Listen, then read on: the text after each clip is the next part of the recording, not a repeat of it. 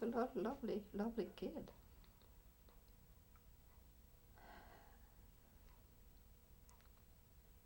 I don't have any special episodes that come to mind, but they were all in their toys, in their books.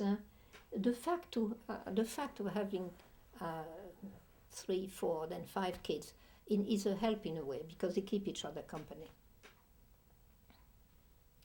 And then there was always 2 that were allied against either the 2 boys and the 2 girls, or Sandra and Luke. They were very close. Very close. I always think about the when Luke died, that I thought about my sorrow much more than I thought about your mother's sorrow, for instance. I know that losing a brother can be just as devastating as losing a parent or losing a child. Does she talk about Luke sometimes? When it's the anniversary and stuff, yeah. Sure. It was different when we were in the Yarrow Point house in Bellevue. When we lived in Washington State, it was different because he died in the house. Yeah. So I think the memories are more immediate. But now in New Mexico, it's not as much.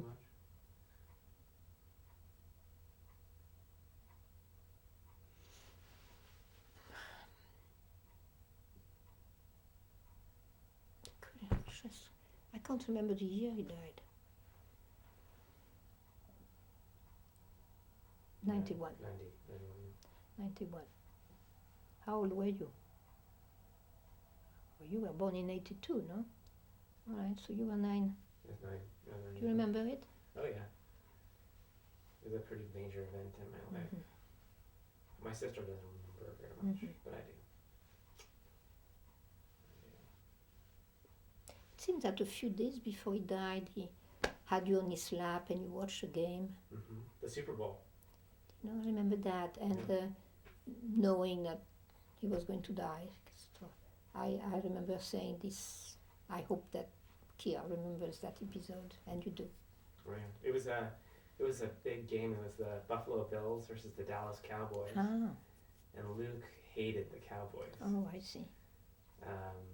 And the Buffalo Bills had never won a Super Bowl. And it came down to the last second of the game, and the Buffalo Bills lined up for a 50-yard field goal, which is very hard in football. And it was 1 second left on the clock, and they lined up, and they missed the field goal by just a little bit. It was a bummer, but I mean, he died a few days later, so I just remember it was exciting though. It was good.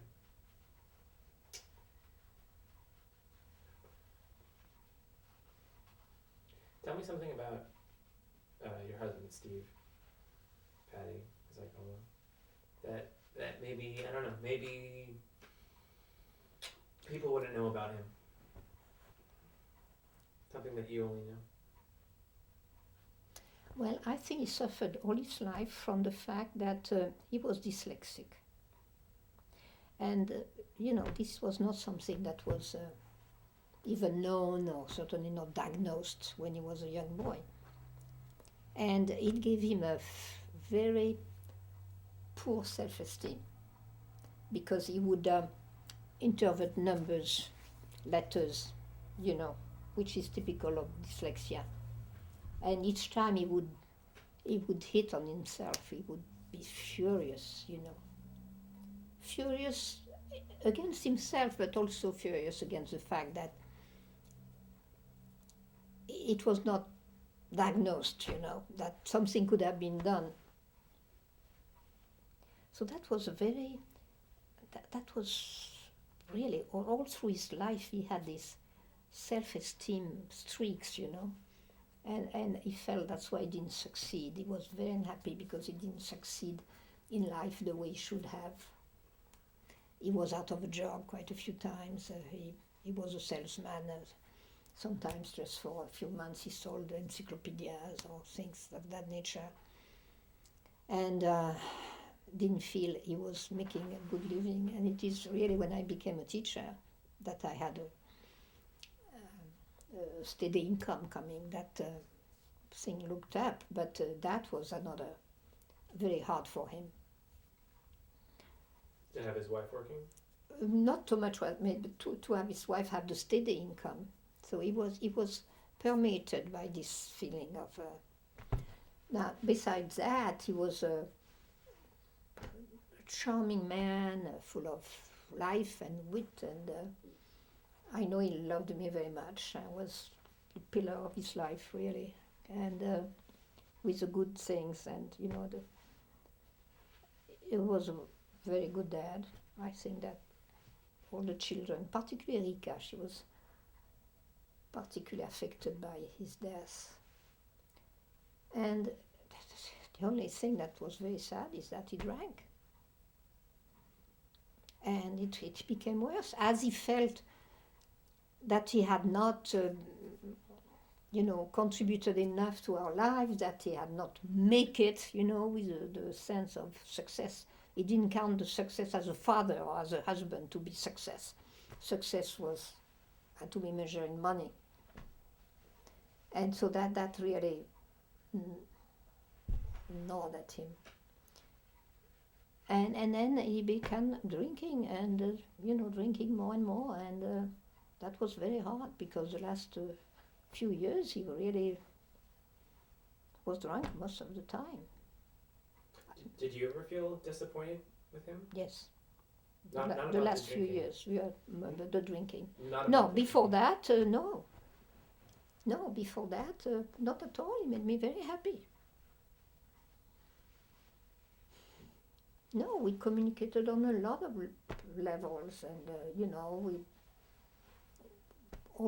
always saw the events of the world, politics, and all that, on the same level. And we talked about many things. We just saw eye to eye. But the last few years, the drinking sort of just erased so many of the wonderful things. It's hard to, so, I thought about leaving him, but I said maybe if I do, he will come to a, saying there's just, he will do something about it.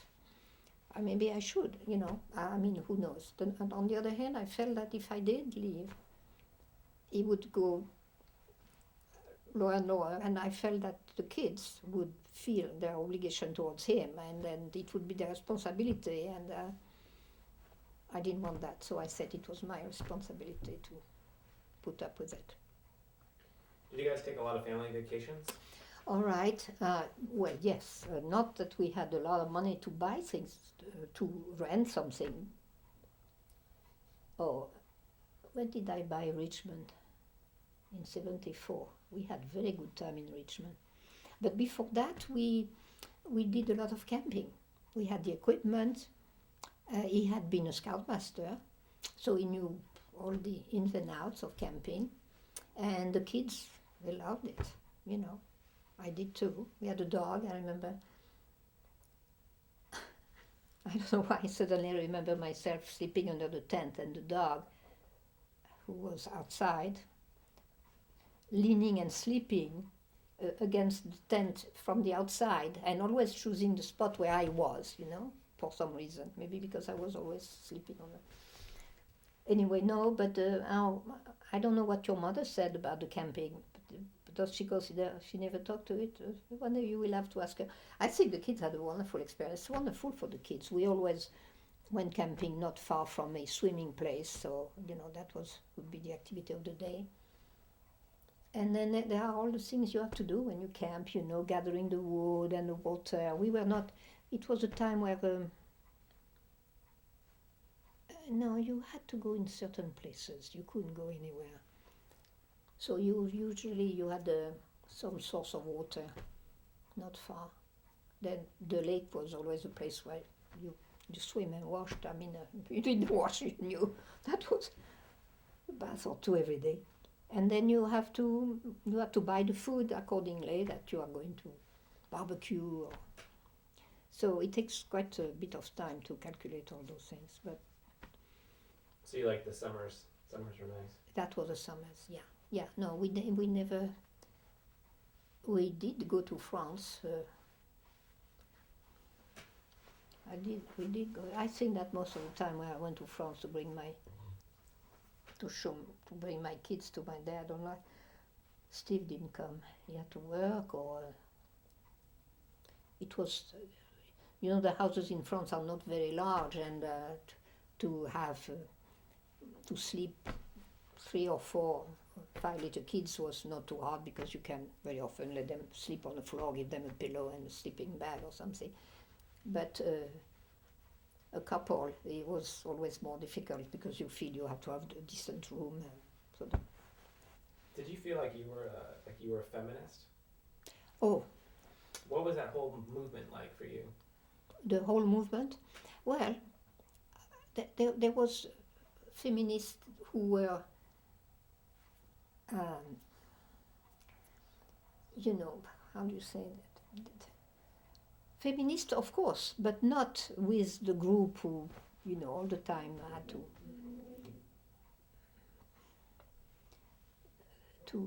become almost anti-men, Yeah, I'm looking for a name there. Famous feminist? Mm. Now? No. In the way back. Oh, I don't know. Not my generation. No. Did that affect you at all? No, I can't say I was very much affected by that. I followed what was going on. I certainly was, all for same salary for same kind of work, which is not solved yet. It's unbelievable. But it was very different in those days, and but some of the women feminists, they carried it up to almost hating men. I just didn't go, and raising up little kids didn't give me a lot of time to have conversations with other people or go to book club, so I was left with a newspaper or discussing things with Steve, which I don't think he was very interested in feminism. Oh, does that... It's okay, I can, just give me a second. Not yet. So, what advice do you have for people? You lived a long life. What have you learned? Well, you really push me against the wall there. This is something you would have to think over. I never thought of it like this, but I don't have a ready answer. What I would advise, what young people, or what I've learned from life that is very important. Okay, I would say be compassionate. There are people who just cannot put themselves in somebody else's shoes. And they don't understand what compassion is. And I think that's a very important quality. Be empathetic, compassionate. I've never been ambitious, or so don't seem to be important things, but compassion, charity, for me seems to be the great quality, the ones that bring you the most joy and happiness in life. Many people would totally disagree with me, I'm sure. What about something that did you ever have a major, the word paradigm shift? Paradigm shift. Like a complete radical switching of opinion. So did you ever have an ideology switch that was radical? Like you came into life thinking this is the way it was, and now it's okay, not. Well, all right. Yes, in a way. After having spent my life trying to understand what life is all about, like most people do, what are we doing here? What is the goal? About religion, I've been a devoted Catholic for a long time, many years, then less and less. Then, Yeah, the fact that I had 5 kids certainly was the result of my following the rules of the church. But that has slowly but surely diminished. And now, when I think about it, I am a pure agnostic. Okay, I arrive at 81 and I don't know. Okay, I hope I die in my sleep. I don't want to suffer, that's for sure. That I am. But as far as religion or God, I mean, I can't believe. I am not an atheist because I do believe in some superior power. What shape? Is it spirit? Is it?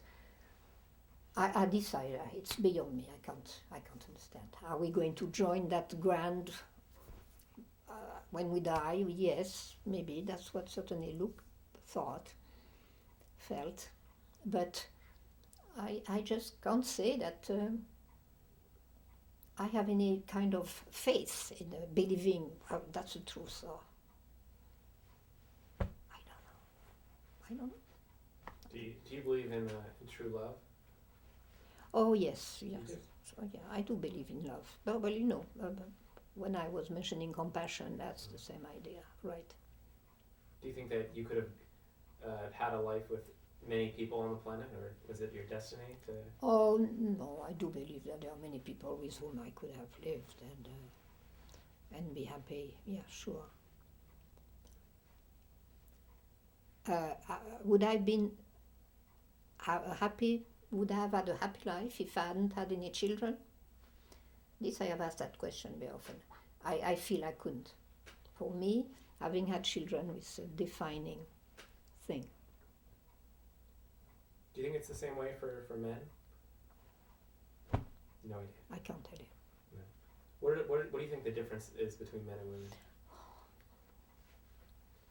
No, I do think that there is a difference in sensibilities, in interests. I think there is quite a bit of difference in interest.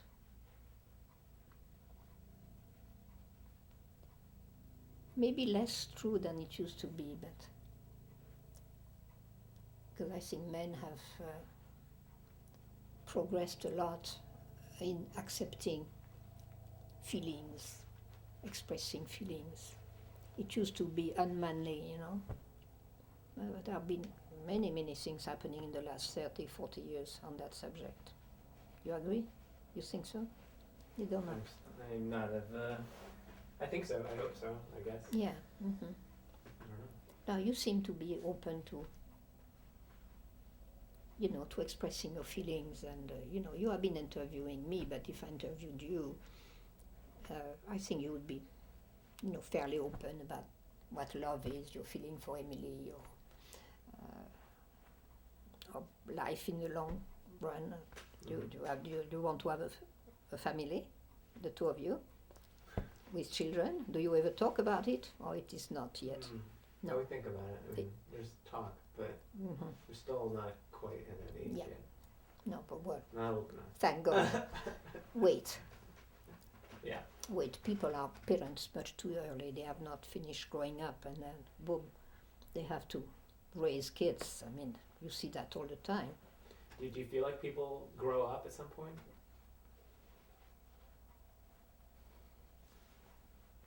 Yeah. I'm always waiting for the day when I know I'm grown up. I see. When is that? Mm-hmm. When I have children? Did you feel grown up then? Well, I felt grown up very early in my life because maybe I took care of my mother the years before she died. I took care of my little sister like a mother, especially after my mother died. I am very defined. I define myself a lot as a mother. That is true. So your question was what? Did you ever find that you are grown up? Yeah, well, you answered the question. Mm-hmm.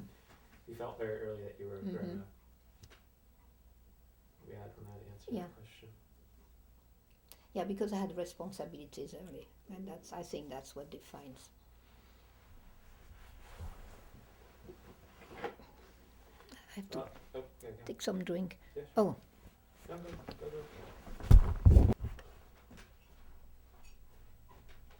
Would you like a glass of water? I'm all right, thanks.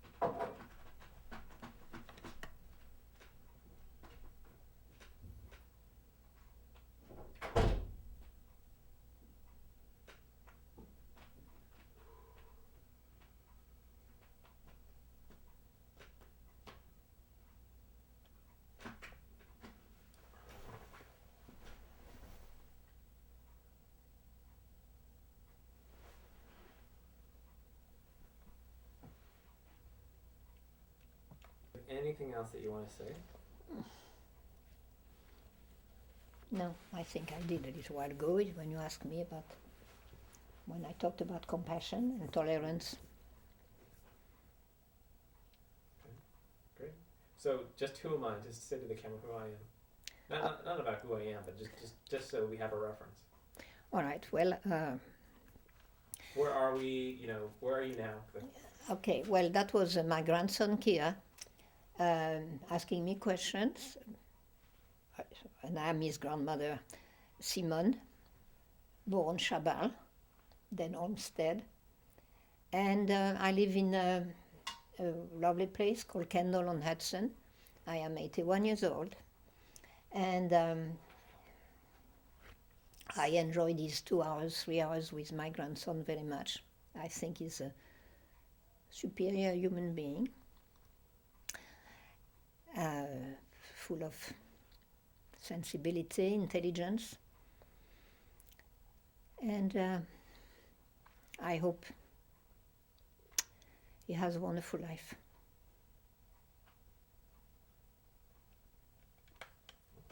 Okay.